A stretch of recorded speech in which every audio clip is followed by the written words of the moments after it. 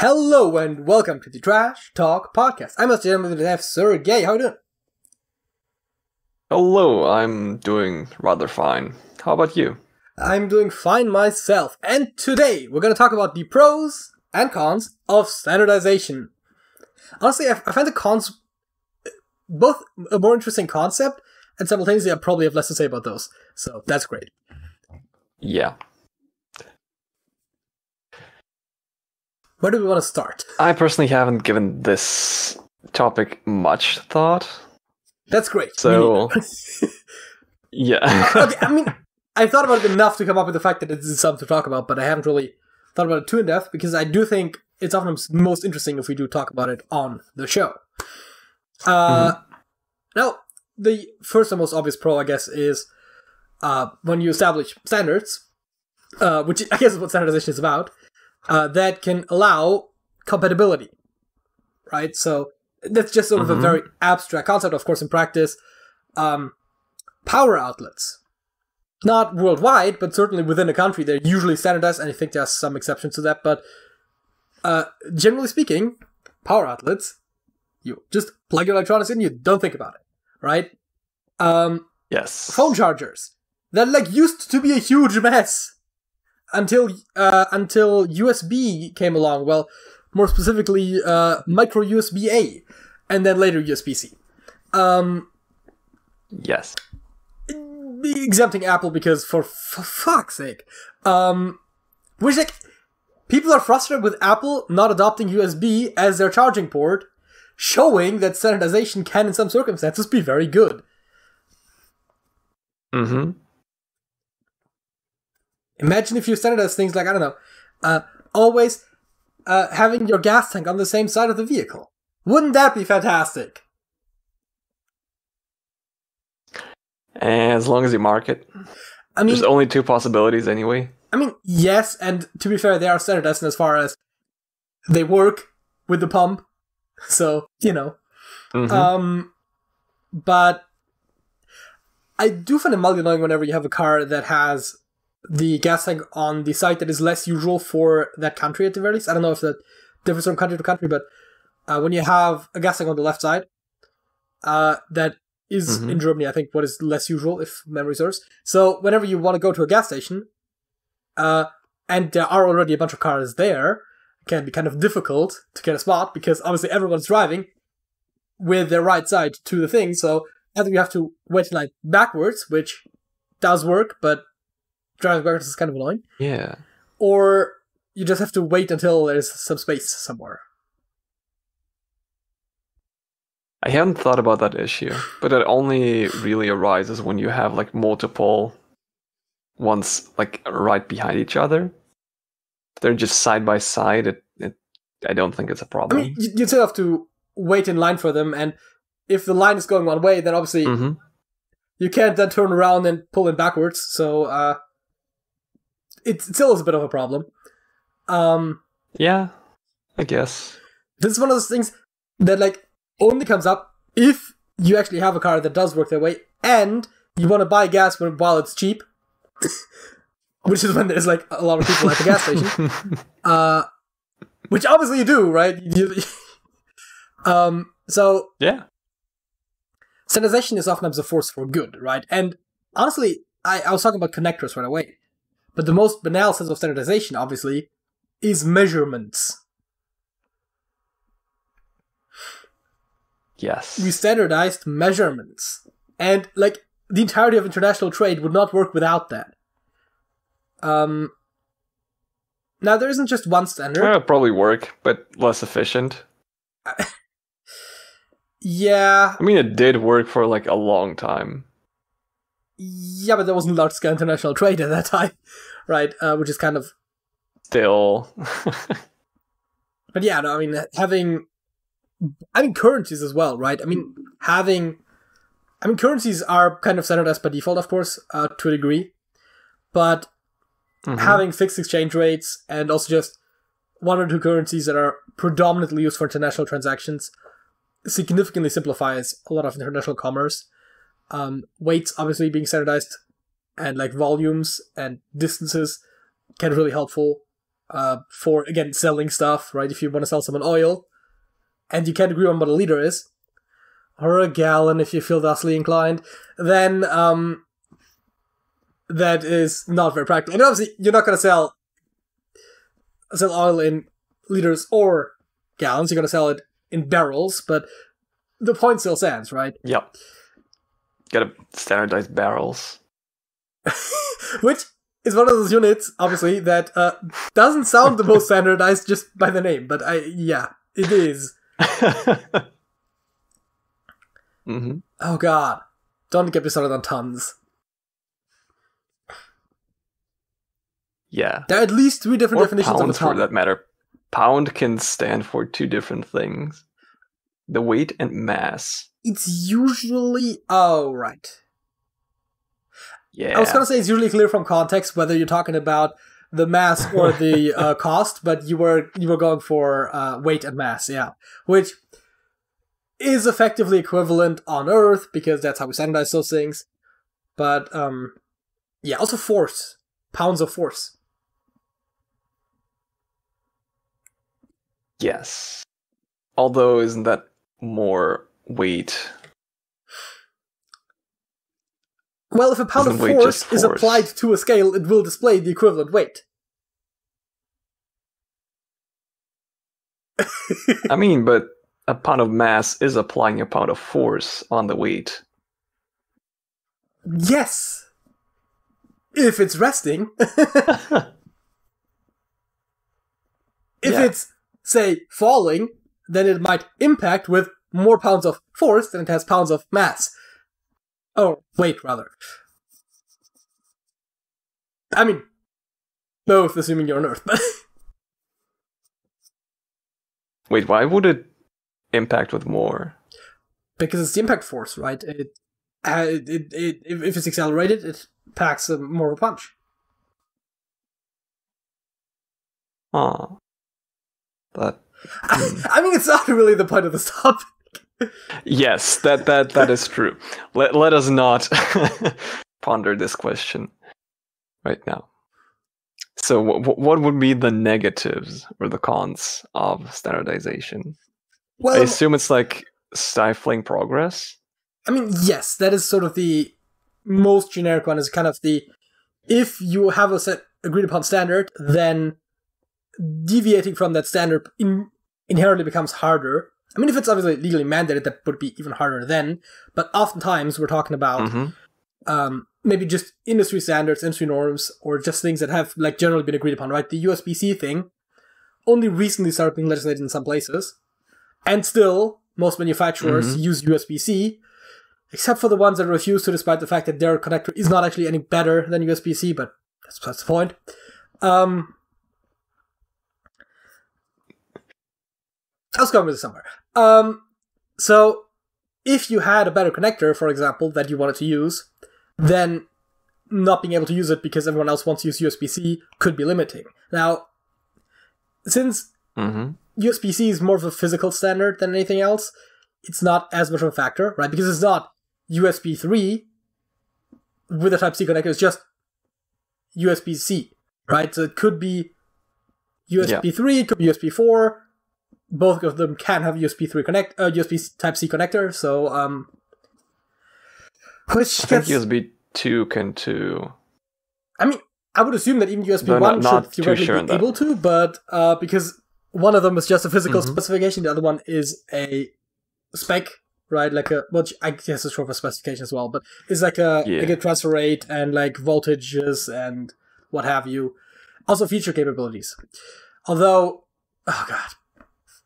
Yes. USB standards these days, and HDMI I think as well, and I don't know about DisplayPort or that, but like are getting really confusing, not only because they're starting to rename some of their specs, but also because they have optional features that don't have to be included in the spec, but can be, which I guess is not inherently bad, but if they're part of the spec, then you would either want them to be in or out, and not, oh, it might be in there, and then you have a display or at least clearly marked.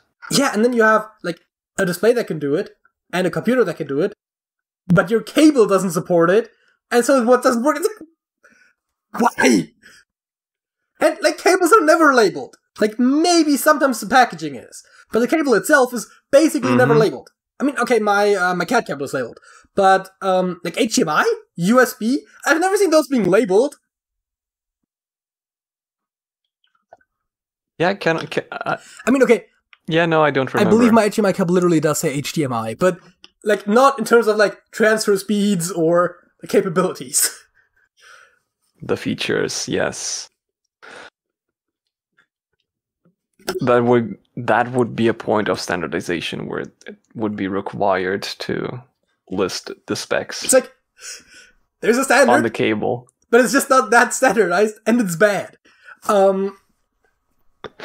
Yeah. No, but obviously, I do think in some ways standardization could possibly hinder progress, especially the one that always bugs me a little bit is the Internet Protocol, right?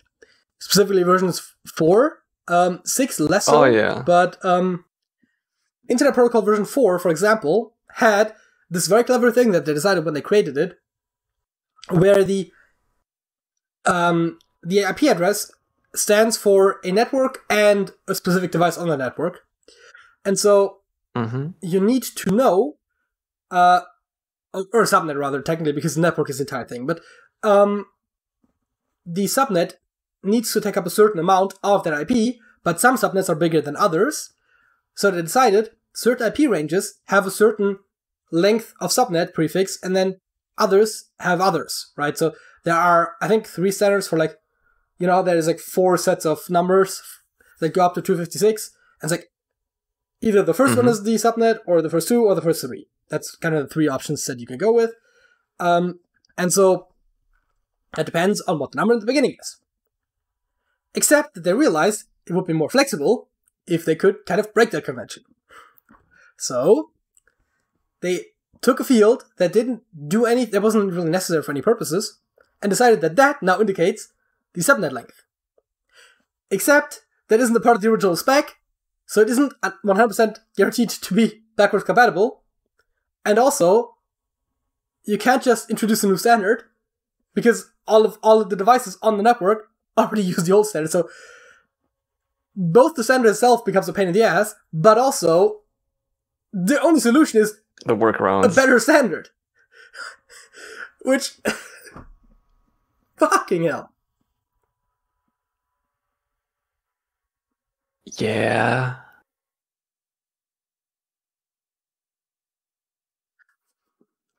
Like, the internet wouldn't work without a standard protocol, so it's not like standardization is the problem. I guess backwards compatibility is the problem, right?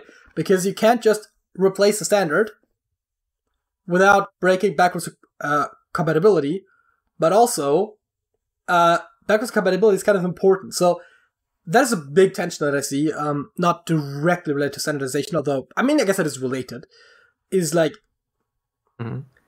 compatibility, especially backwards compatibility, versus like innovation and progress, where inherently you have to keep some outdated things in there if you want to keep it compatible with older systems, but you also want to be able to innovate on top of that. And I think with computers especially, that happens a lot. Oh, yeah. I mean, it's probably because the field itself is moving so fast that we deprecate stuff that's like 2 years old. Yeah, I weirdly enough noticed it mostly the other way around these days. I mean, it used to be that you would have to make sure that like everything on your computer was compatible, and like you would plug in the device and you'd have to install drivers first and shit like that. And a lot of it is plug and play these days.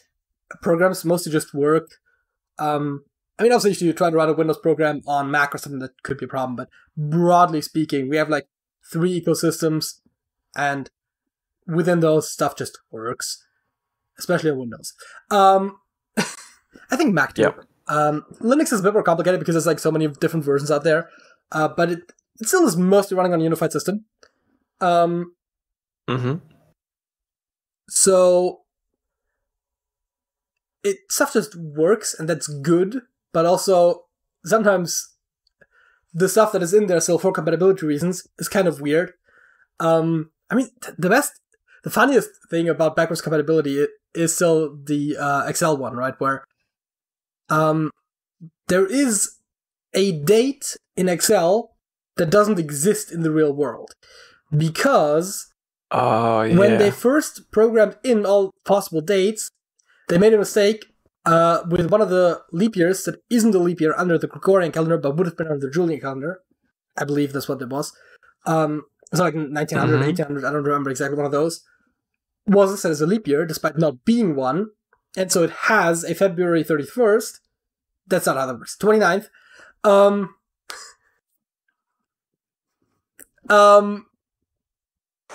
Yes. For that year. And they can't remove it now, because if you have a spreadsheet that contains that date, or logic based around that date, where like if you want to calculate the difference of days, they just have to keep it in there.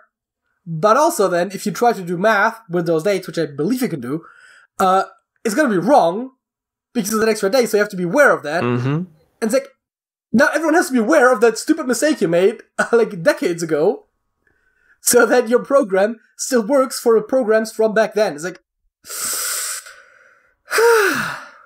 It's dumb. Sure is.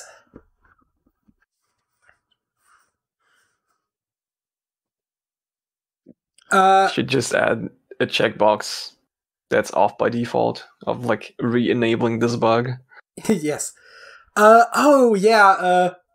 re-enable spacebar heating. Yes. There's always relevant XKCD, I swear.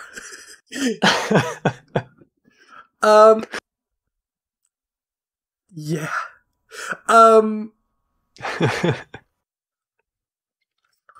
So that is definitely... It's not standardization per se, but it's definitely like the compatibility thing. I think standardization, where I have a problem with it, is not necessarily with those, well, standards, but more so with a lot of devices oftentimes just like coming in like one or two models. Computers are pretty fine with that because you can build them yourself, but like cars come to mind. There are only like a handful of models from any given manufacturer, and like screens, TVs, right? And sometimes I wonder if there could be other specs that just are made, right? So for cars, obviously, the thing that comes to mind is like sometimes there are certain features that you can like add and subtract, right? Like the leather seats or like AC. Well, I think AC is pretty much included these days, but like those sort of like quality of life things. But oftentimes, if you want a certain model of car, there's like one engine, maybe two. And the gas tank has a fixed size. Yeah. And so like, what if I wanted to drive long distances? I want an efficient engine with a big gas tank. But maybe I don't need the kinds of cars that normally would have that. I mean, there are still a lot of options in the car market, so it's probably not that big of a deal, but sometimes the like model standardization I find a bit unnecessary, but also at the same time, from a producer standpoint, right? Like, you want to simplify your products like as much as possible, because you can't just build custom cars for everyone. So, yeah. I don't have a solution. I mean, it's barely a problem, but... I don't either.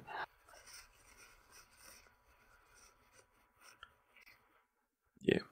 I guess I just thought of another potential con of standardization is when there's like too many specs that are competing. Like, stereotypically in the JavaScript framework space. Okay. Where there's like a lot of memes of that JavaScript frameworks get like created every day. But that's more of a lack of standardization that's the problem, right? Well, no, it's like kind of like competing standards. Yeah, but I mean, if everyone has their own custom standard, it's not a standard anymore, right? In any sort of objective sense. I mean, not everyone has their own standard, but like, there's still a relatively small, finite number of standards, but there's a lot, and you have to inform yourself about all of them and which one suits you best. In a lot of fields, has naturally collapsed. I guess it's kind of similar to cars, right? Like, if you treat each car as its own standard. Yeah. I mean, I will say that a lot of standards in like physical products especially kind of resolve themselves, where because it costs money to produce them, unlike digital products, you end up oftentimes with like, oh, people are going to just buy the one if it's like a system. So then a lot of people are going to buy the one, and so they kind of snowballs, right? Like VHS versus Betamax, like Blu-ray versus HD DVD. You got those sort of someone won that format war every time, because the most people bought one thing, then the stores would predominantly sell to that audience because there's more to be sold there. So more people would buy because they see more selection from that, and then it kind of... So in the beginning it might be a bit more split, but then it eventually coalesces around the standard. Now that is obviously a little different, A, because physical product, and B, because you buy a lot of things for that. So if we're just talking about a car, you don't buy that many car accessories. At least most people don't. And a lot of the car accessories that you can buy are fairly generic. Like phone holders. Right? Like oftentimes they're just like stick on, right? So it doesn't really matter which car it goes into. Car radios fairly standardized, I think. Although, not as much these days. With like the more integrated systems and like infotainment systems and like I feel like you don't have a lot of those just like slot in a radio kind of dealios anymore. Which is arguably bad. Now that you mention it. And slotting in radios was arguably then a standard that they're now foregoing, and it's getting worse. Yep. Although in good car news, I recently, by which I mean today, saw a headline that said that apparently car manufacturers are starting to realize that people don't like touchscreens and are going back to buttons. Good thing. Because you cannot use a touchscreen while driving. If you have limited functionality for a touchscreen, you might as well have buttons, right? It's that thing where touchscreens only really make sense when you have means of input that wouldn't work on something else, right? If you you couldn't have a drawing tablet that's just made up of buttons. That's stupid. Right? You draw on it. That's the whole point. Well, but yeah. I mean, I'm sure you could do lift up pen, move pen position, put it down. Like, I'm sure that could work, but that's not how people want to use that device. And I mean, I thought about that for e-readers, right? My e-reader doesn't have a touchscreen, and I'm very happy about that because there are only a handful of things you do with it, and the main thing you do with it is next page, and sometimes previous page, and then every now and again you want to switch between the books or something, you press home or back. It's like, yep. There are arrow keys for if you want to highlight a word for dictionary stuff, or you want to click on a link, or you want to go through your book list. And it's a little bit unintuitive sometimes when it's like, oh, if you want to delete a book, you hit the left key. Why? But yeah, I mean, you can also hit right, which then opens up a menu relating specifically to that book, and then one of the options in there is also delete. But why they use left and right there? I mean, it makes sense in as far as those are the two keys that you have that don't have another functionality, but that's a little weird. But for the most part, it makes sense, right? I don't see a point of having a TV remote with a touchscreen because all you do is enter numbers or go channel up, channel down, or go volume up, volume down. And there are a bunch of other buttons on there that people hardly ever use. Okay, maybe the OK button or whatever, when it pulls a lot of more modern TVs or receivers or whatever, by which I mean anything that came out in the last 20 years, has times and the TV program for what's currently running, when it started, when it ends, what's next up, and then sometimes even for the whole day. But you wouldn't need a touchscreen with a TV, right? I mean, you barely need touchscreens for computers. Mouse and keyboard is fine most of the time. And arguably better. Yes. Most of the time, yeah. Like if you want to draw something, then touchscreen is probably preferable, but other than that, yeah. I guess the mouse and keyboard or controller. Again, in some certain if you're cases playing where games, but play stuff, yeah. But you don't want to use a controller instead of a mouse to like navigate over your desktop, because that's also not fun, or so I've heard. Yeah. It's interesting. I think the major takeaway from the things we've said is standardization generally is a good thing, but customization is as well. And so probably what you want, which I didn't quite get to, but is a thought that I had, is like standardized connection points, right? Is what you really want. Yes. Like, okay, purely stupid hypothetical, right? Say I total my car, right? Like, I just run up against the wall, right? Like, engine explodes, whatever. I don't know how cars really get totaled. I mean, they just get destroyed to the point where something's repairing. I get the idea, right? But say one or both of my mirrors, like my mirrors on the side, right, are fine. So obviously, I could just sell it to someone who has the same model of car or whatever. But what if next car I like get in an accident and I like run off one of my mirrors? Why can't I then put the mirror from my previous car on my current car? Like, yeah, sure, it's a different model and like maybe a different manufacturer, but even just a different model probably doesn't work. It's like, okay, some of them have features like having them physically turn and stuff like that. So I can see why there would be certain connection points that wouldn't be on everyone. But like, I get doors, right? Because the shape of the car is like affected by the shape of the door. Of course, you can't standardize them, but like, why are like mirrors on cars not a standardized thing that you can just switch out? Like, what? Like, other things too, probably, but like, I feel like there are certain things, like, if they could reasonably be standardized, right? If it's a replacement part that doesn't have any good reason for being the exact way it is, why not just make it replaceable in like a generic standardized form? Admittedly, the mirror is one that I thought about when I was like sitting in a parking lot and looking at a bunch of cars, and I was like, a lot of those cars are very different, and like, I was after I'd already suggested the standardization topic, and I was like,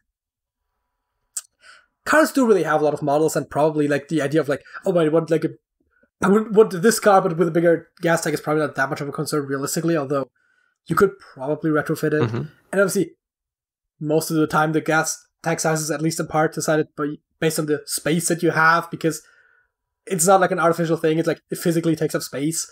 And so a lot of that, sure, right? And why can't I even get an engine from this car to another car? It's like, there's also only so much space under the hood. Sometimes it is done, but like generally speaking, there's a good reason for why you don't often do that. It's a little bit frustrating, and sometimes if there are like multiple different engines of like the same physical size, why wouldn't they be replaceable with one another? But like broadly speaking, it kind of makes sense. But like, the mirrors? Like, sure, some of them might be a little more aerodynamic than others, but like, no, they're not. Like, not much. Like, sure, there are control systems in the car to like adjust the mirrors that would have to then also connect, and sometimes electronic, sometimes physical. But like, to a degree, that could be standardized. I was just thinking, right? Like the containers for like wiper fluid or like oil, right? A lot of those are not very big, and they might as well be. I don't know. I think maybe some of those are a little bit standardized, but I don't think they're fully. Like, I'm pretty sure, like, if I had like a leftover wiper fluid container from one car, then I couldn't build into another one. It's like, I don't like the idea that if you have like a scrap car, right? Like for whatever reason, like it can't be repaired, or maybe you like bought a car that already was stripped of some parts. I don't know the circumstance, but like you have a car, right? That like probably won't be repaired, and it's like, okay, I have parts that could be salvageable, but now I have to sell them to someone who has the same model, or to like a secondhand retailer or whatever. And then if I, for my other car, like need parts, I have to buy new ones. I mean, some of them do have aftermarket versions and stuff, but like even that, it's like you still have to buy one. It's like, again, a lot of it, like the physical body of the car, like there's like very good practical reasons for why that is. But like, almost more standardization would be good in that case, right? And at the same time, more standardization would then allow more customization. Like, if you really wanted to, right, you could get bigger rear view mirrors on your car because, there are bigger ones available, and the socket is standardized, so you can just put them in there. You don't need them custom made because. So, weirdly enough, standardization can enable customization. I have no idea why I'm so fixated on cars. That just somehow that came to mind as an example, and I'm just running with it. Yes. I mean, I guess it's computers. I mean, one thing what I'm suggesting is computers. Still find weird is why aren't there movies being sold on USB sticks?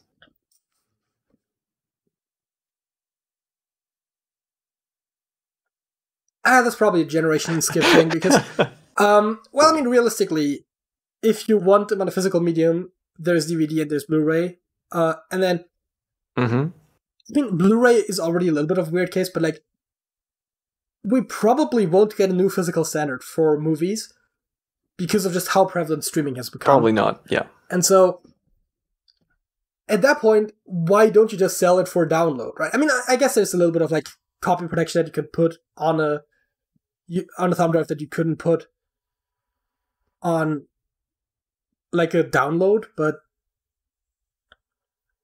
unless you like have it play in a specific app, at which point, it's basically not a download anymore. But you're physically downloading data. I mean, most browsers do support like streaming DRM protected content. Yes, I was saying like if you actually want, or you like a hard copy, right? Because if you had it on a thumb drive, even if it had some copy protection on it, you could keep playing it in perpetuity, right? That's the reason why you buy physical media. If you download it and it has no DRM protection, it's very easy to share. Which there are going to be versions shared around online anyways, so it's not really that big of a concern. But and so if you have it on a thumb drive, you might be able to protect it a bit more. But like the ownership would be the benefit of actually having a copy of your own rather than just streaming it. But I think broadly speaking, it's just the reason why thumb drives with movies don't exist is mostly probably because CDs have DVDs rather, have basically been replaced by streaming. Yeah, that makes sense. And thumb drives used to still be expensive when Blu-rays first came around, I think, so. You forget thumb drives used to be expensive. Really? I mean, okay, movies are also fairly small, so probably wouldn't have been that big of an issue, but like larger capacity ones definitely were. I don't know what the capacity of Blu-rays. Yeah. I mean, how expensive were Blu-rays? Because I remember them being also rather expensive. I want to say not. It might have been comparable. Not significantly more expensive than DVDs. Really? And they have 25 gigs of capacity for a single layer, and 50 or 66 for a dual layer, and 100 or 128 gigs for BDXL. So yeah. That is a lot of space. I did not expect that. So for comparably sized thumb drive, back in 2006, you would have probably paid a lot of money. Yeah. All right. That makes sense. So, do we move on to the facts of the week? Yes, what is your fact of the week? My fact of the week starts with me seeing more or less a shitpost on r/zbubby where someone made a joke about localizing the book Fahrenheit 451 into Celsius.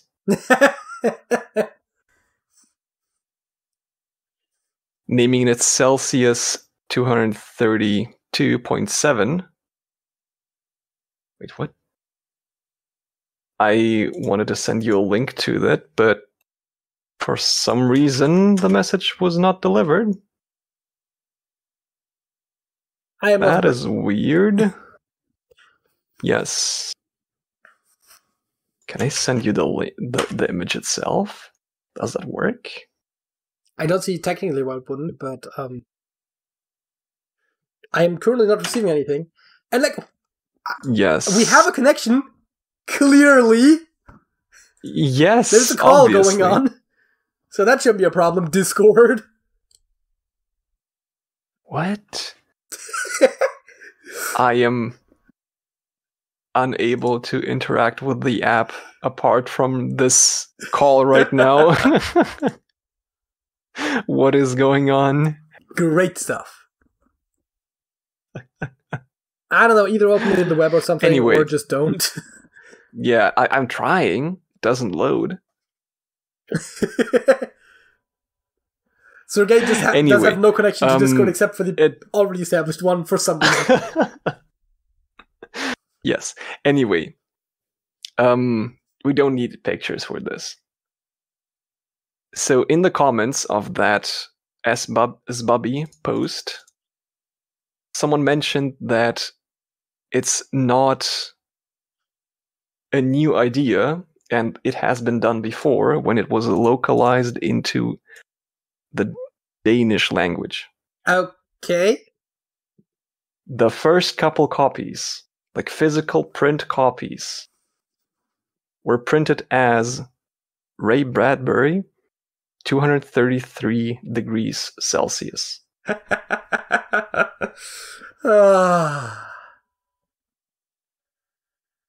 They quickly got changed back to being Fahrenheit 451, but there are still physical copies that were printed legitimately with the title 233 degrees Celsius.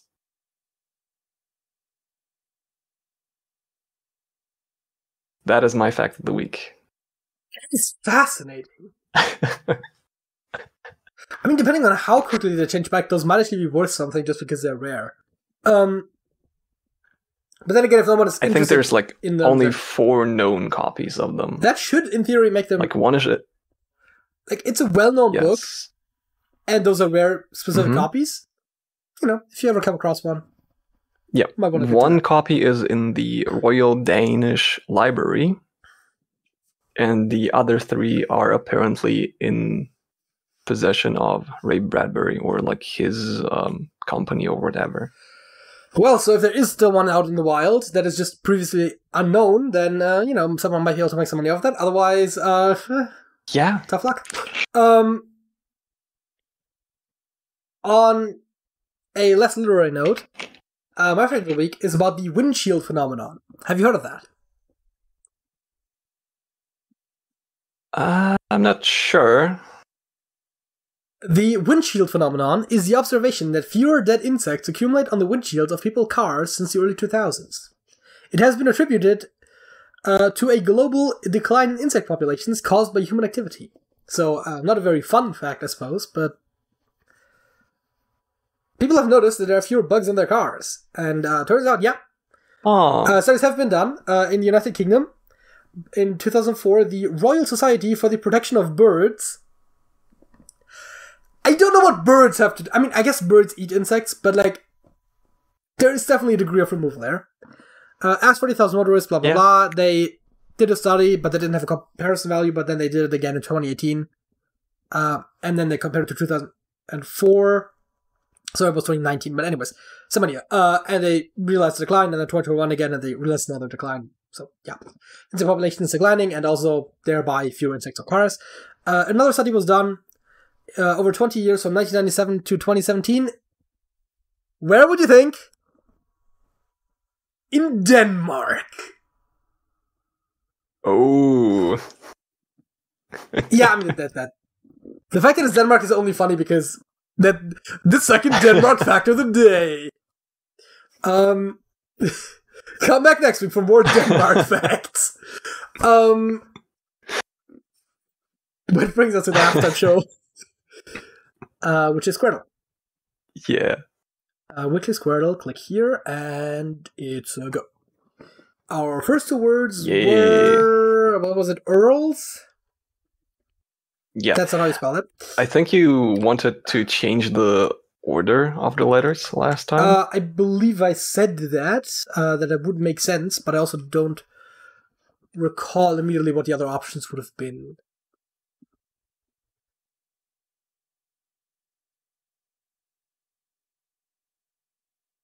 That's not how you spell that. It's a word, though. And then the other It one works is for our tonic. purposes. Yeah. Okay, so the reason why we didn't want Earls is because, I guess tonic had a similar problem, technically, with the O being there, but we have no O, so it doesn't matter. But the hint in the point where the two guesses overlap obviously has less information in total than having it twice because it didn't overlap. So the E being the most valuable letter in the entire grid is not very useful tucked away in the corner. Speaking of, I didn't mention it before, but I guess I could only now because the T is new, but we know 4 letters in the first column. Wait, what? T, A, L, and E. Like tail, except that it can't be tail because obviously 3 of those are exactly true. Yeah. There, but indeed. That brings up an interesting question. What words have those letters? Teal. No, it cannot start with a T. It can indeed not start with a T. Also, that would not have been very useful because we can't put teals because obviously. And what tealy? I don't think that's a word. Teal-esque might be a word, but tealy seems like a stretch. Okay, so it cannot start with a T. It cannot have a T in second place. So there's 3 spots for the T, 3 spots for the E, 3 spots for the A, and 3 spots for the L. Wait a second. None of those can be in the first spot. Yeah. So it ends with those 4 letters.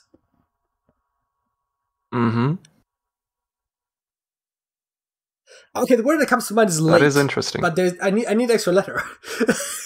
Slate. How about slate?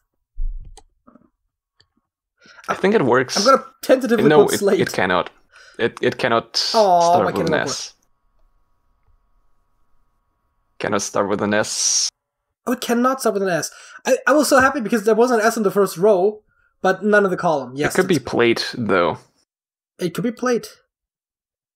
Could also be glade? No, there will be glade with the D. Plate. Vlate? I do like plate. It's still a little early to say that is likely to be correct, but it does feel like it could be. I mean, how many options do you truly have putting 4 letters? Like, okay, 4 letters, and you have 1 spot that they can't go. So, I mean, if we just like have the 4-letter subsection of the word, if you will, right? Because obviously the first spot is kind of has no useful information really, except that it's none of those. Yeah. And it's like, okay, so this can't another be interesting thing. So it has to be L or E. Yeah. Yeah, sorry, what is the other? So another interesting thing I noticed, the second row, it needs to have a C in there. It cannot be in the first, third, or last spot. Oh. So it's like a 50-50. Oh, it cannot be in the first spot because... Could it be... It can't be there. Lance? Yeah. Oh, it cannot be there either. Oh, so it is forced to be... It is forced to be there. Okay, so... that spot. For those that have missed it, because there are only 4 letters that can go into these 4 spots, and we know what those 4 letters are, it basically, like Sudoku, is like, we don't definitively know this is an L, but we know it is either L or E. Can't be T or A. So, because of that, because we need to fit all 4 letters in these 4 slots in some order, this can't be the C. This can't be the C because it says there. this can't be the C because it says there, and this can't be the C because it's an N. Now you wanted lands, because we also do need an A in this column, conveniently enough. Yep. Or N in the row, for that matter. So that seems pretty good. Okay, what are the odds that we can say that we can just, that we can just guess the entire grid? I mean, probably not, because we don't have that much information, but it would be kind of hilarious if we just put in. I mean, we probably still can get a reasonable guess over the first row. I was thinking that, right? Because we have P, possibly, and definitely R and S. And no A and no E, and no O for that matter, is very restricted. There could be an I in there, but it can only really go there or there. And it could obviously be Y, and it could be U. But no O's in the entire grid, and no A's or E's in the first row. Yep.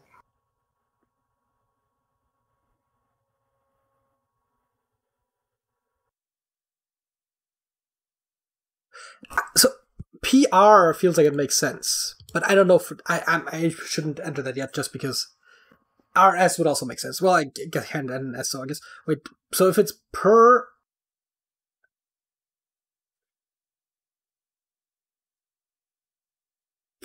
Prust. Plate? No.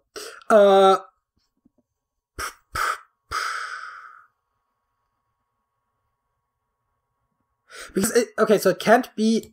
I think it can't be PS. I don't think that works. Just like. Actually, no, it does work, right? Psychology. Fuck, it does work. Because I was gonna say, right, the R has to go somewhere, and PR is a combination like in pro. Or in prune, prude, right? So PRU would be plausible, and then if it's PRU, the S would have to go there. But obviously, Prust, Prusy, but none of those are words, to the best of my knowledge. Prusk? Well, that would be a B, right? Brusque. And the blate is not a word. Okay.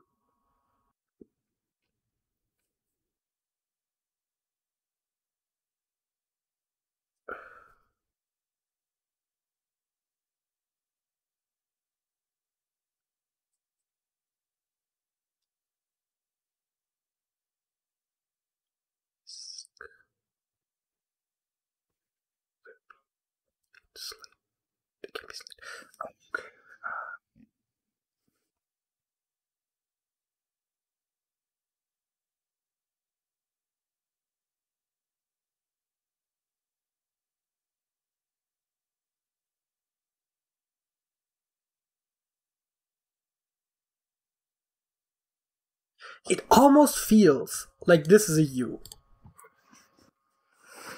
Because we probably have to have at least one vowel in this word, right? And that's the only one that we can have, and it feels like this probably starts with PS or more likely PR. It could also be an I. Oh, this one could also be an I, that's true. In that one spot, yeah. That's like the one place basically that an I could go, right? So it could be prize. No. Prist. I mean, Can it be a T? I really want this to be a B though, not a P, right? Like brisk. I think brusque works too, maybe, but like brisk definitely works. Like ending in R-I-S-K, like risk, like that's like a. This just looks so nice. Also, SC, I just realized, is also just like not a bad combination. I mean, K in the beginning of a word in the English language is like not the most prevalent, but it's also far from impossible. Also, of course, we could, if we wanted to, like spell this maybe with a C. I don't know. I mean, obviously, I don't know that this is a word is the problem, right? Like because of the P. Like brisk with a B is definitely a word.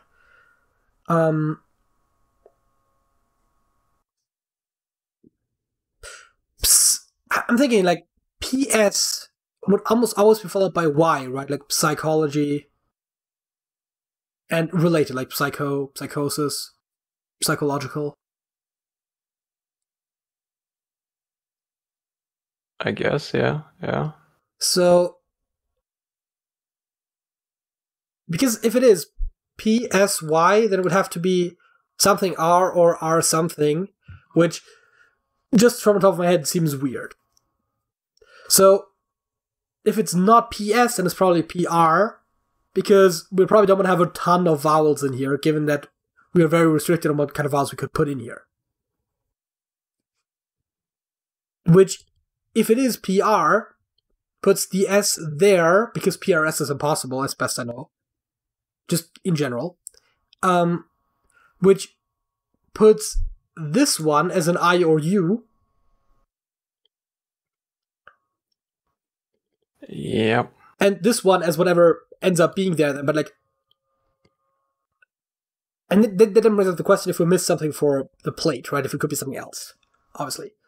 But it can't be slate, you said, and it can't be late. I mean, it literally can't be and, it doesn't make sense.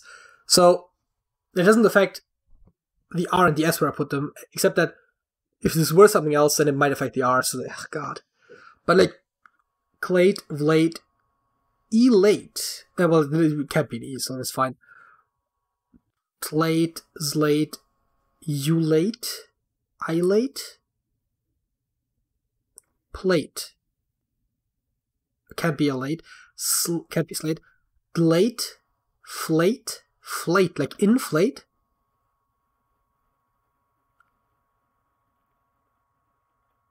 Glate, glate, slate, clate, late, elate, slate, clate, clate. Clade is a word, but not clate. Vlate, blate, late, late. Flate. Because that could be frisk.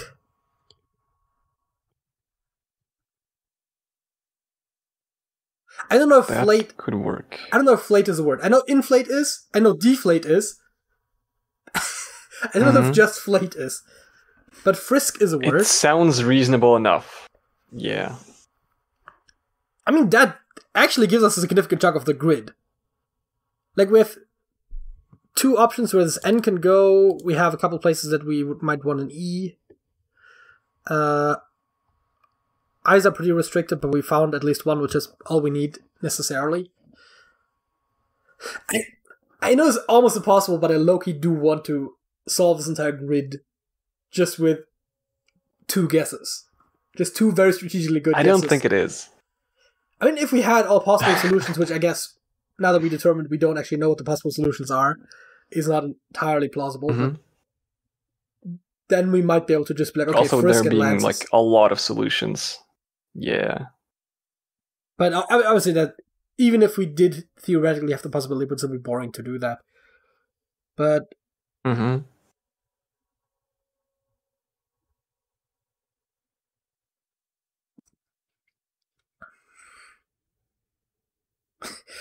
I was thinking, obviously, optimally, we would put the E here, right? Because of intersecting hints and stuff. But I kind of want to put scene here. Because it's the only SC word I can come up with that has 5 letters just right on top of my head. I mean, why not? I mean, because the pure guess is why we probably should actually put it, but... whoops. There we go.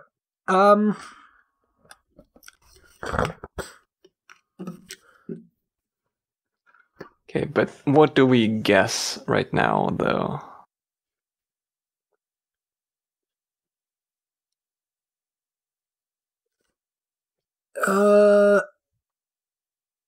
We probably want to include a U somewhere.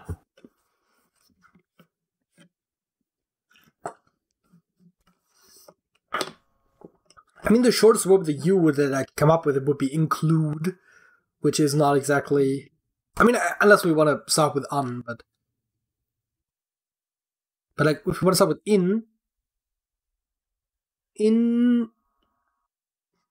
include, inundate, insult, it's all too long.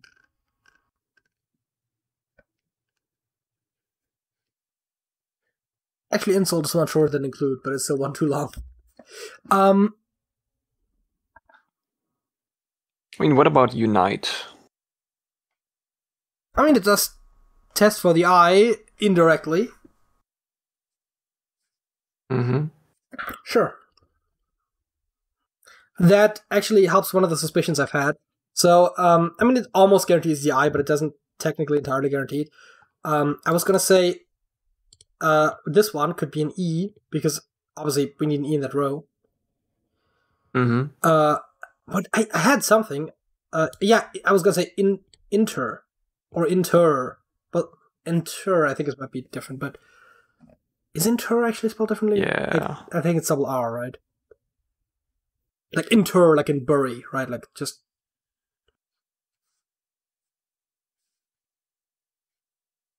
I do not know that word. I mean, to be fair, we do need a T in this row, so, and we need an E there now, so that actually supports the idea that it might be seen. Yep. I mean, we are at a point where like it's very close to being solvable, assuming that some of my admittedly not so solid guesses are correct. Mostly the scene one. The intro one is not terrible. I think that is a word in the list, and just given the letters that we have, I mean, it could also be inert, which has the exact same letters. Except no, wait. Inert. Yeah, it could totally be inert. But if it is inert, I think inert fits better. You think inert fits better?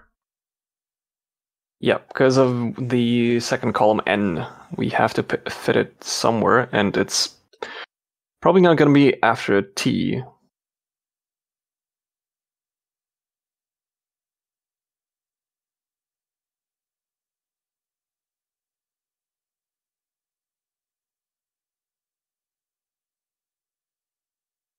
Okay, fair enough. So inert, we need an E in here, which I guess goes there. Turn. I mean, it could go in the other spot, but R and E seems like a stretch, maybe? Yeah.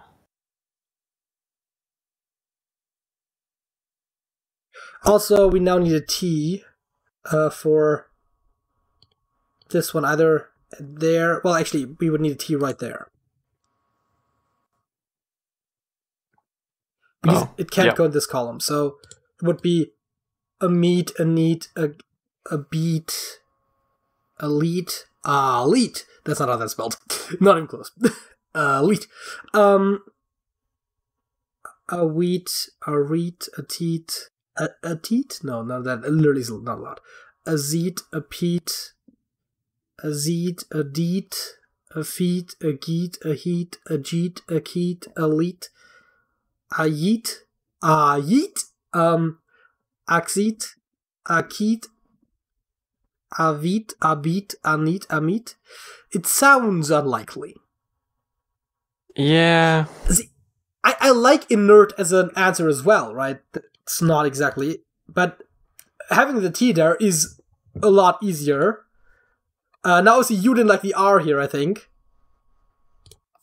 Although, where did those come from? That one, yeah, that was okay. So now we have the E there and the T there, and there's already an E there either way. So now we have fulfilled all of our obligations, if we put it like this. Okay, so the N was the one that we were... Yep. Oh, right, so you said it has to basically go down there because you don't want it here because tne is unlikely. And as much as anti would be a nice word, we can't put it there. So, okay. And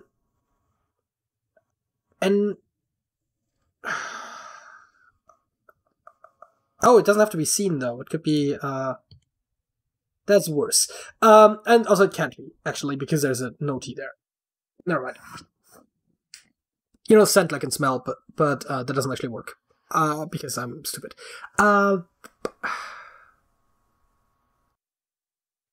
N.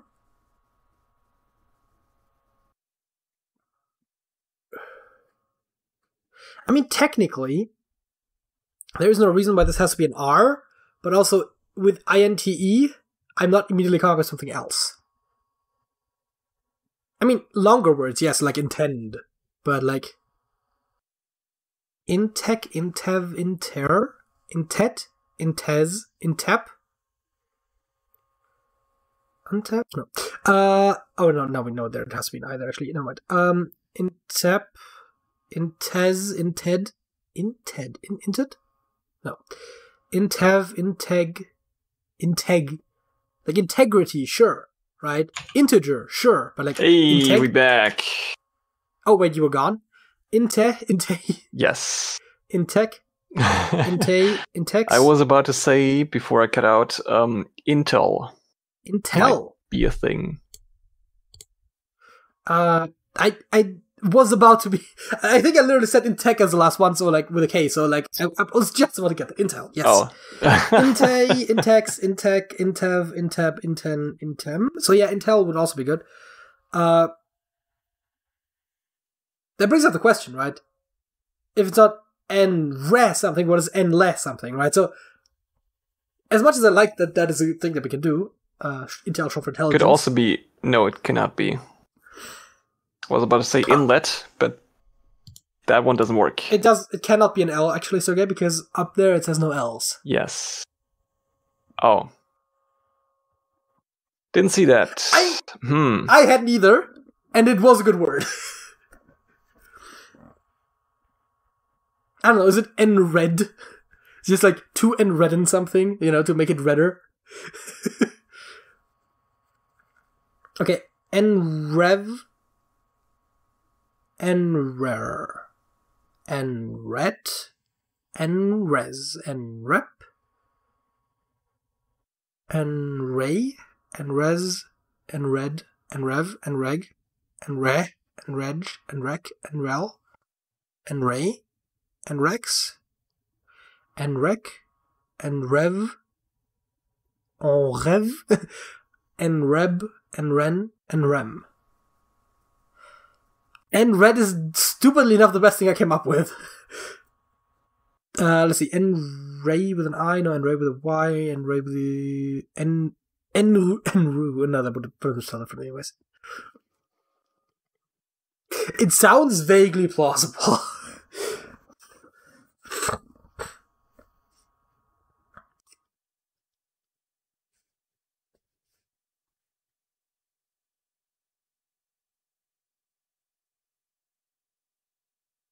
Actually, have a completely different question from anything we just talked about, but do I just want to type in scene and just see if that leads us anywhere? Because if that is wrong, then a lot of our guesses are useless. Yes.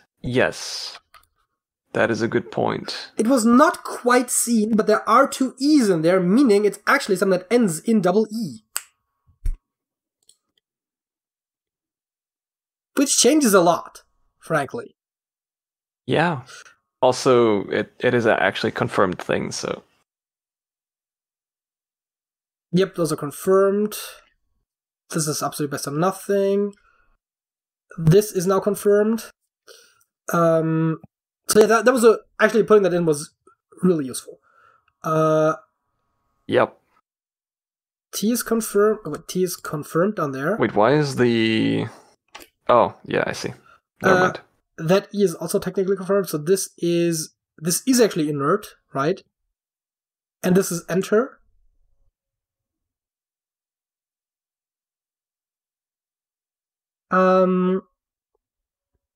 Okay. Oh yeah, also the I oh no, wait, yeah, I inert. Oh, it can't be there. This has to be a T, so now that is also confirmed. Still not the biggest fan of Frisk, to be honest, but well, actually, I said it initially. I don't hate it. Flate still seems like a vaguely plausible word. Just this K has been bugging me for a while. And what is this? Is this Keter? Like containment class Keter? Is this what we're dealing with? Or Keter, as some people say? Yes. I mean, First thing I thought of too. To be fair, Euclid is based on, the guy. Like, Apollyon and Archon are also like words, so maybe that is a word. But maybe that this does actually exist in a more real context, and it's not entirely implausible.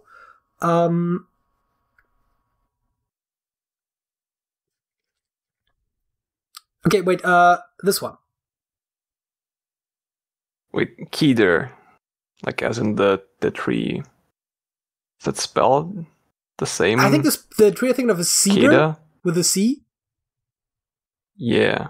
And I think it's Cedar with an A at the end. I'm not 100% sure about that, but it's definitely with a C in the beginning, which literally can't be. Right. Because of this. Yeah. Yeah, alright. I was thinking SC and then double E is kind of wild. Like, the closest thing that I come up with is scree, the onomatopoeia, right? But I feel like it's almost with a K, but I'm not 100% sure on that. And also it's an onomatopoeia, so it doesn't have to have a fixed spelling. Which would, I guess, make this alert. Lun?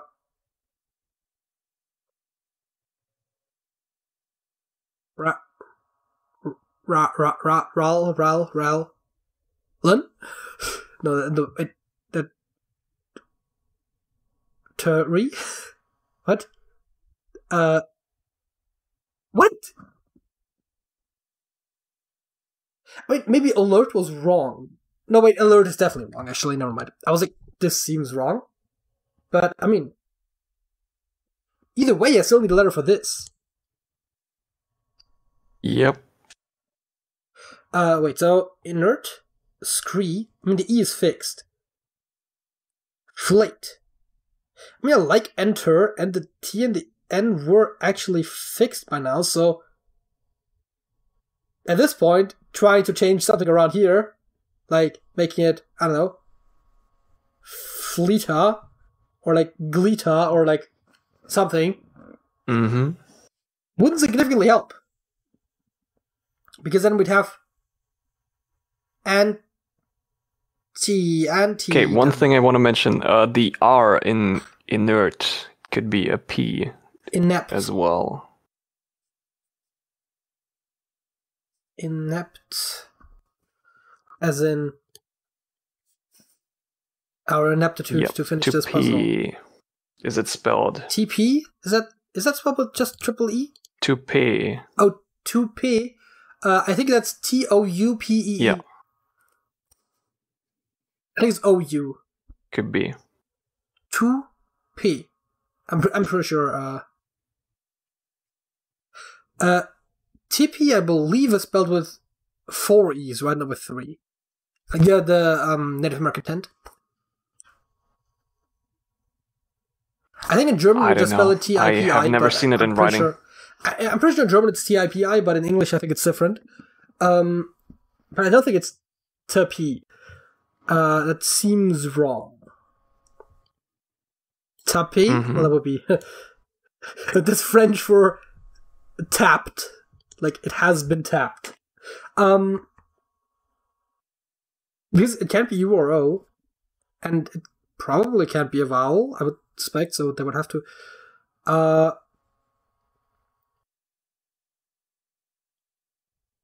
Tari. What to say? Alert. Except it can't be. So, avert. And then raven. Edgar Allan Poe. Once upon a midnight dreary, as I pondered weak and weary. That works. Yes. This is not a word. I love this because it's like, oh yeah, we got it, right? It's like, nope.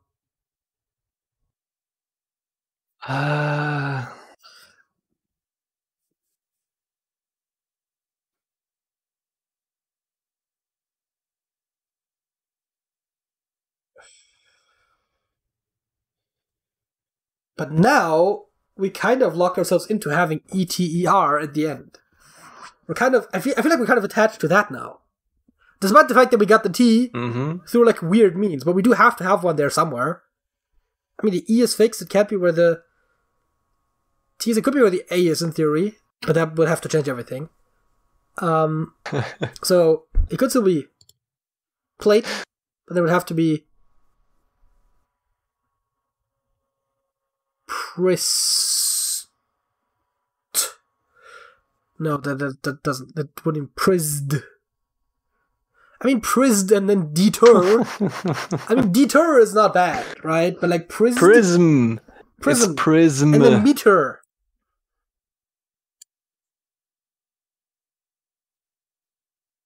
Well, my thanks to the NSA.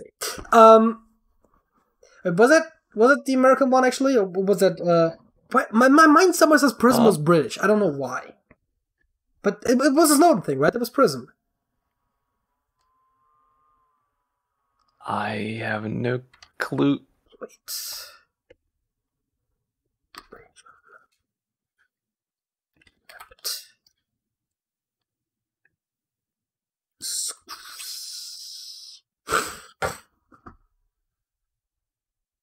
We did the thing! Yes. Prism, Lance, avert. Plate was correct all along. Tp, enter, plate, raven, inept, which is what we are, scree, and meter. Okay, I do wanna quickly look up the TP thing. If that is, it might just be TP. That's just how they spell it. Define TP. A portable dwelling of certain Native American peoples, especially in the Great Plains, consisting of concrete framework of poles covered with skins or bark. It's a teepee. Nice. TP. See? Oh. Yeah. It is that. I wasn't 100% sure. I knew the English spelling was weird. I didn't remember how weird it was. Like singular E is fine for making a long E sound if there's like something E coming up, but like at the end of the word you need two E's to make a long E sound. Because otherwise if it was T-E-P-E, it would just be teep. And we can't have that.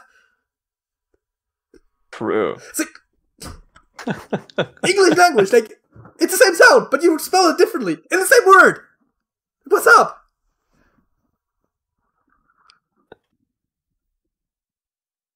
Yeah. But yeah, it's a TP. I know what those are. I just wasn't sure how it's spelled. As a matter of fact, I said the thing about deepl.com. I just want to quickly see English US. Yeah, let's do German, and then I'm assuming that would work on its own. TP. Yeah, in German it's spelled TIPI. That is what I thought. I just double checked it. That is how it's spelled.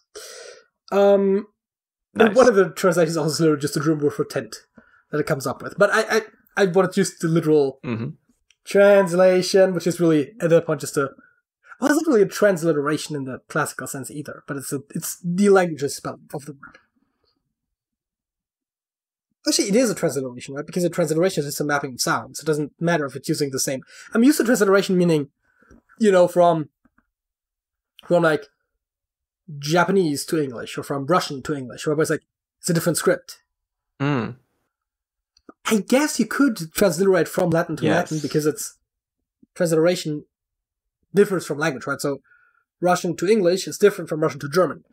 For some reason. Yeah.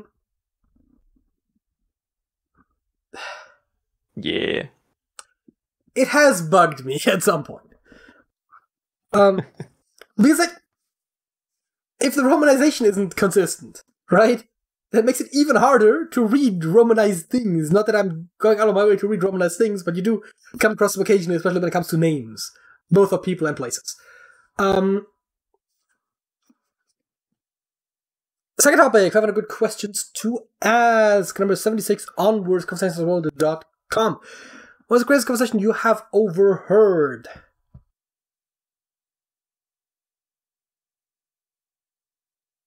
I don't think I ever did. Nothing particularly wild. I don't regularly overhear conversations to any degree. Probably just like idle chatter, maybe I some generally gossip. just don't like, care.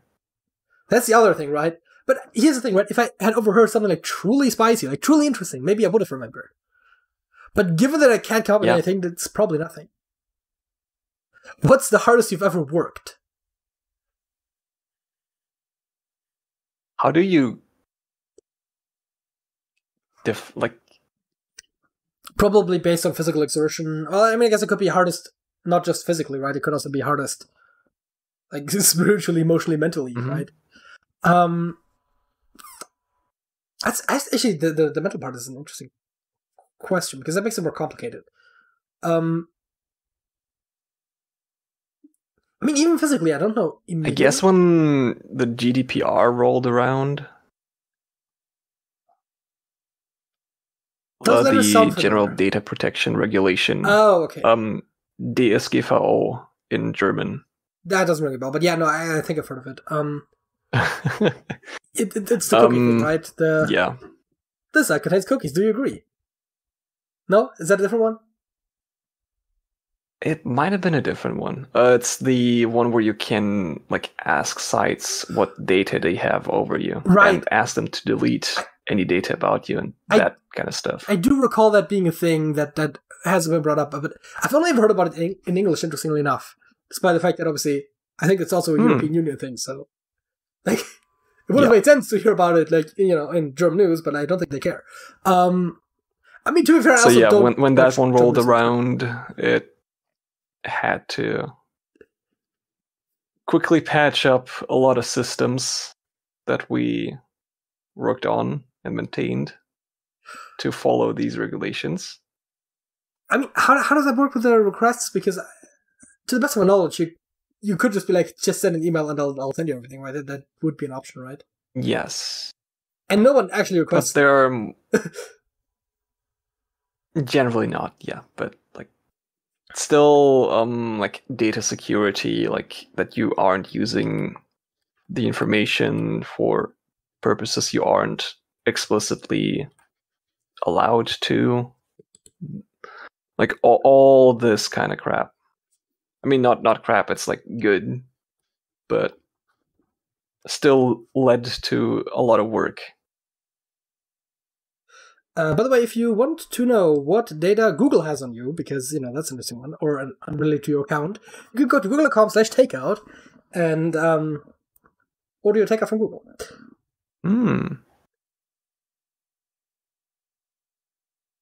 There's a bunch of stuff in there that's kind of interesting. I never quite looked at it, but there are 46 different things you can select or deselect about different products that they might have information relating to, and there's multiple formats available and blah blah blah. That is a lot of stuff. And trust me, they have data for you in all of these categories. And probably some more. They have to.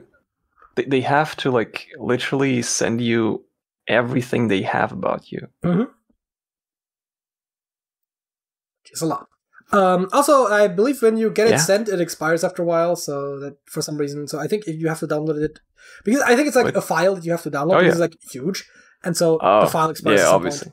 Because I think I tried this once, and then I was I'll click, and then just had it sent to me, and then didn't bother to look at it for a while, and then when I tried to look at it, it's the link's expired. I'm fucking what? But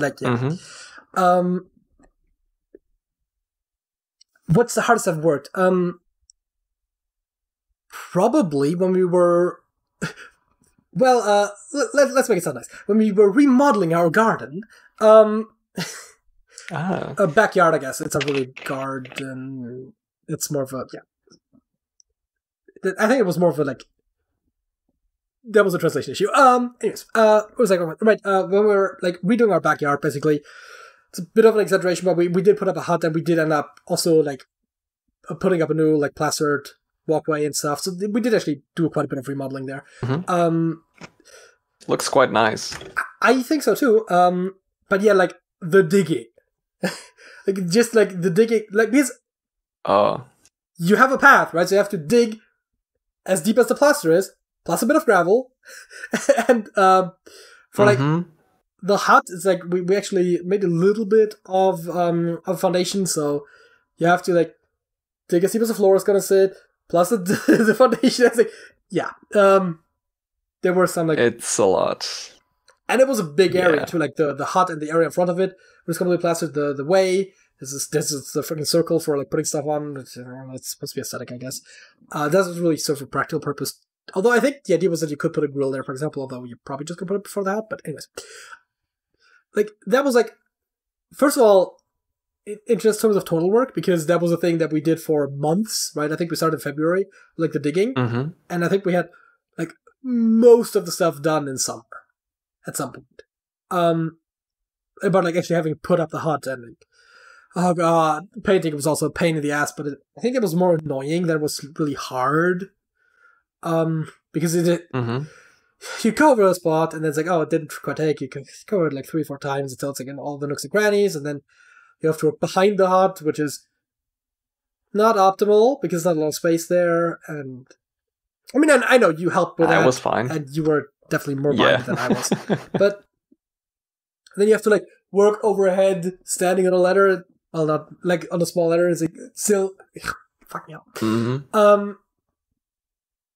But yeah, I guess the digging probably... It's much more tiring than it looks. Yeah, that, and again, I think the digging itself is probably like the hardest part of it, as in like a single session. Yeah. The hardest thing I've done was probably just like digging it out, and then it's particularly funny whenever you come up on rocks, and like you have a rock that's like weirdly set in there, and you have to like pry it out and shit. It's not great.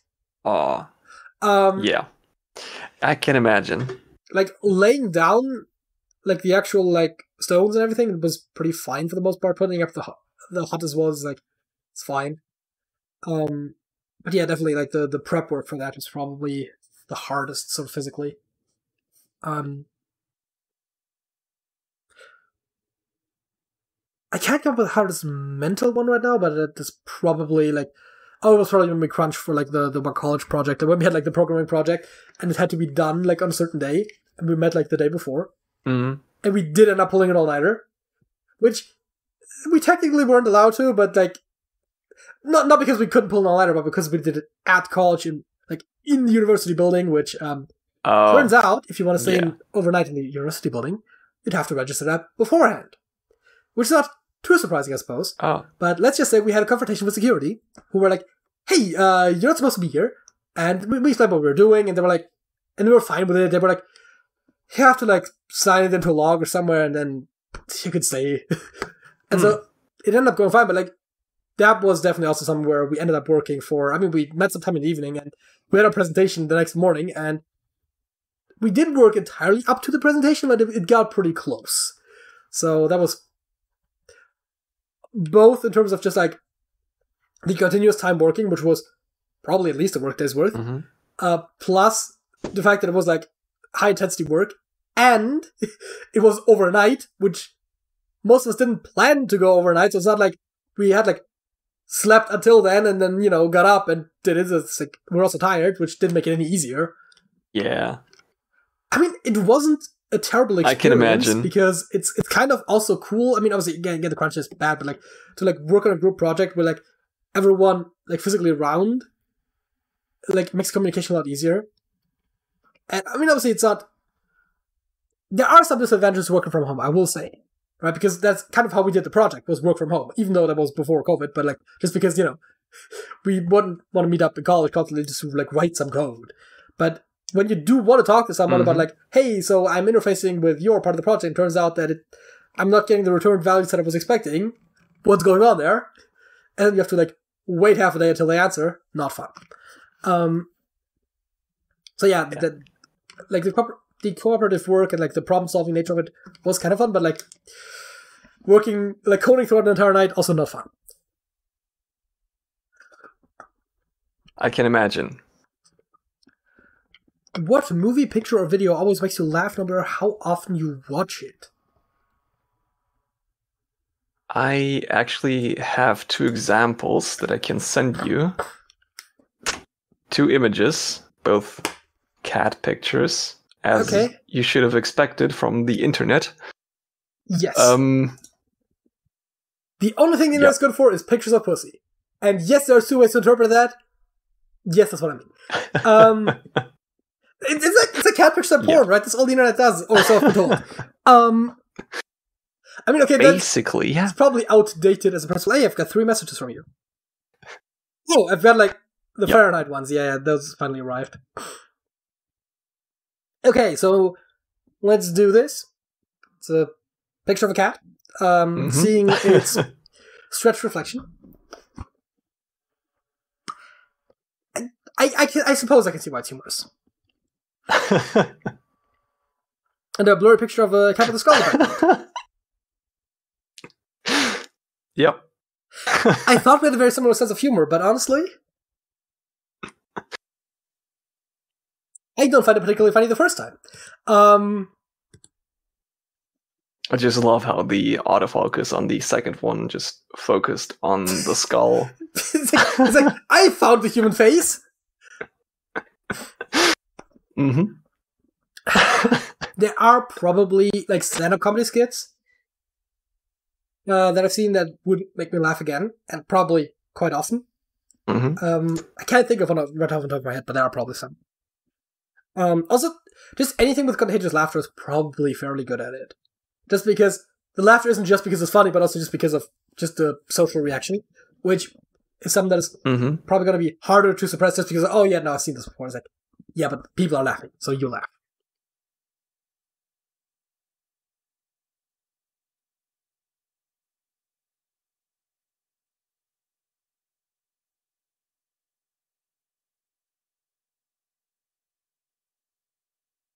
You could have just used the time to read the next question, but what artist or band do you always recommend when someone asks for music recommendations? Also, by the way, because I don't think that works for you, but I muted myself in the video, so... Oh. that makes sense. But yeah, I mean, I don't have enough like buttons to like mute myself everywhere at once. There might be a way to do it, but just trying to find it's like the easiest to just press in OBS the little mute icon. Yeah, but obviously whenever someone asks for a music recommendation. Probably Zabaton. Zabaton is like the safest one. I don't know if anyone has ever asked me. I can recommend to pretty much everyone. I don't think anyone has ever asked me just like recommend me some music. Yeah, it's usually like I barely have been asked for music recommendations, but I do think like Hollywood asked me like once or twice for like songs to react to, and like especially back when they were still almost exclusively doing metal stuff, so it's like it's inherently constrained. Artist or band you recommend when someone asks for music recommendations? I wouldn't know right offhand, but I would probably go for something old school, right? Like the Stones, for example, or I mean, it's probably Rolling Stones will probably be the best in terms of just like how much I like their songs versus how many good songs they have, sort of thing. I mean, Beatles is the other sort of obvious guess. I don't like their songs quite as much, but they definitely have a lot more good songs, I would say. But also, like, I was going to say everyone's heard of them, but it's not like the Stones are particularly obscure. There's also the other problem, right? Because you'd almost want to go with something that people probably haven't heard of before, but it's also consistently good. If you're not just recommending a song, but a band. And that's a tough sell. Like, obscure and good, like consistently good, because consistently good bands tend to not remain obscure. There are probably exceptions, but I'm not aware of them. Or not necessarily aware of them. Yeah. I mean, obviously, like Sabaton, Volbeat, like there are like bands that are probably like just outside of the mainstream to where they wouldn't be as well known just because of their genre, but yeah.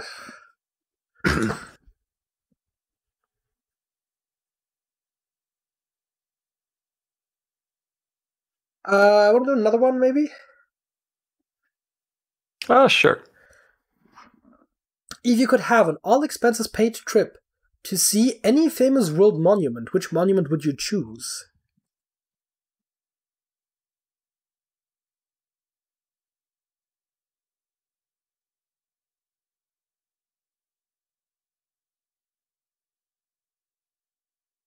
Define famous world monument. A monument that is famous around the world. I mean, monument is a real question, right? Like, world famous is something that we can, like, vaguely approximate. But, like, monument, are we talking about, like, something that humans built? Is that what we're talking about? I guess. How about the first flag on the moon? Oh. That's a one. Because I was thinking a similar thing, right? I wasn't quite at the moon yet, but I was thinking, like, you wouldn't want to go, like, oh yeah, the Colosseum, the Eiffel Tower, because, like, I could drive my car there and back in a day, right? I could probably take a train there and back in a day. It's like, all expenses paid is not meaningful. Because I can... It's like, maybe... Like, a tank of gas or, like, train fare. At most. Right? So... Yeah. And, like, I can go there visa-free as well, so it's absolutely, like, trivial to go there. Like, anywhere in the European Union is probably trivial.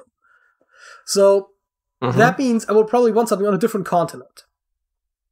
Because if I'm getting my trip paid, I might as well get my trip's worth. Because if I want to see anything in Europe, I can just go there. I don't need, like, an all-expenses paid trip, blah, blah, blah. So then, the question is, where do I go, right?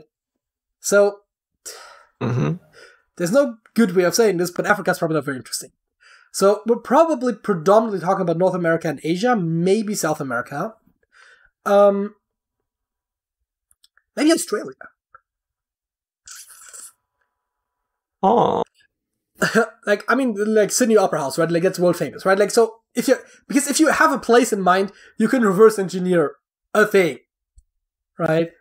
I was thinking about just saying something like the Statue of Liberty, the Hollywood sign, right? But frankly, these days, do I really want to go to the US? Is that something that I would go out of my way to do? Probably not. So, I would also not necessarily like to step foot in Australia, where everything tries to kill you. Yeah, okay, how about the Hobbit huts? They're in New Zealand, you see. Elaborate. Well, they filmed the Lord of the Rings movies in New Zealand, and I think some of the huts are still, like, some of the sets are still there. So some of the Hobbit huts still exist there. They're a tourist attraction. They are arguably world famous. I wouldn't be against it. They're not a traditional tourist attraction in that sense, but they are very well known. And New Zealand, not actually as close to Australia as people think, because New Zealand is just very remote, as is Australia for that matter, but and a completely different ecosystem. There's, like, nothing dangerous in New Zealand. Okay, I mean, there's definitely something dangerous. There's people. But, like, compared to Australia, it's, like, very safe. As a matter of fact, it's probably safer than most places in Europe. Yeah, I would actually like to visit. So, that's probably, like, the most remote place that I could think of that would also be interesting to go. And I could go right now because I already speak English, so I can just talk to people. I mean, if it's a tourist place, I could probably get along either way, no matter where it is. But I was thinking, just in terms of, like, interesting places, you know? You obviously immediately... I feel like Japan comes to mind, right? I don't know immediately what place there would be world famous, but, like, it's, like, just that big freaking crosswalk like in Tokyo. Like, it's right... It's like all the shrines. Right? You could probably come up with something, right? But, like, Japan is probably a place that I would, at some point, want to go. Maybe? But at the same time, A, I don't speak Japanese, and then again, B, I don't really have a strong intent of learning it, so that might actually... I mean, it doesn't matter, because whenever I will maybe go, I probably don't speak Japanese then either, so it doesn't really make a difference. Other places I thought of, I mean, again, South America is just a lot of places that are just like just nice from like a weather and environment standpoint, even if maybe not everything there is like the most world class, although a lot of the places in South America are still very nice, I think. So you could go something like, I want to see, I don't know, Christ the Redeemer, and then you just go to Brazil. I mean, I don't speak Portuguese either, but like, you probably get away better with English there than in Japan. Most likely, yeah. But I do think that like New Zealand is probably the place to go. It's like the furthest, and again, right, like just the easiest in some ways because of lack of language barrier. Yep. If animals could talk, which would be the most annoying?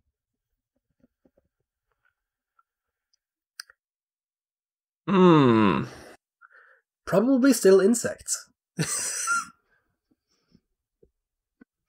Yeah, because there's so many of them. Yeah. I mean, obviously... yeah, if all animals could talk, then yeah. I was just trying to think of the question. Because if you could make one species of animal talk, which then would be the most annoying, might change the question a little bit, but versus if all already could talk. But yeah, it's probably insects. Like, they would be annoying, and you would never know where they are. I mean, the question is how loud do they talk, I suppose, because if they talk as loud as they buzz, then they probably would be significantly more annoying. But I disagree. They would probably be more annoying because you would pay attention to them more. I mean, I was thinking, like, if we take this realistically, then all they're gonna say is, like, hunger! or stuff like that, right? Like, they would probably... like, But still, like... I'm not thinking you can have an eloquent conversation with them. It's easier to ignore just a buzzing than it is to ignore someone speaking, even if it's just the same word over and over. I mean, the biggest downgrade would probably be birds.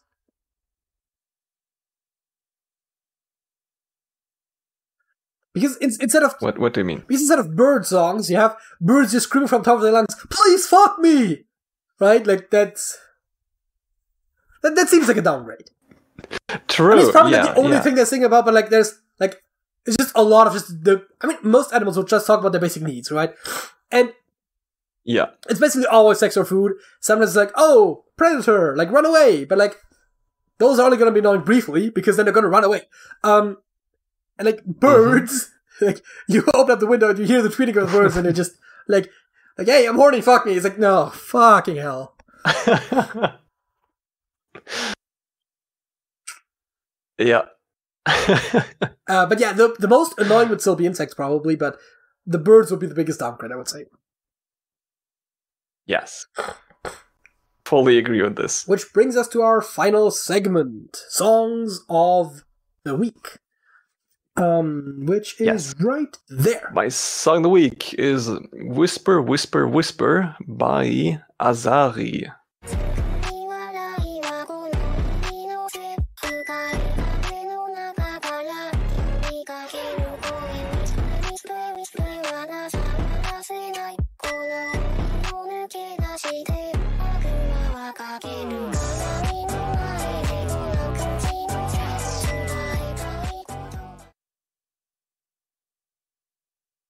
That sounds terrible. I don't like it. I thought you would say that. I do enjoy it. Well, I guess that makes one. Anything else you want to say about this? Not really. My song of the week is Forever and One by Halloween.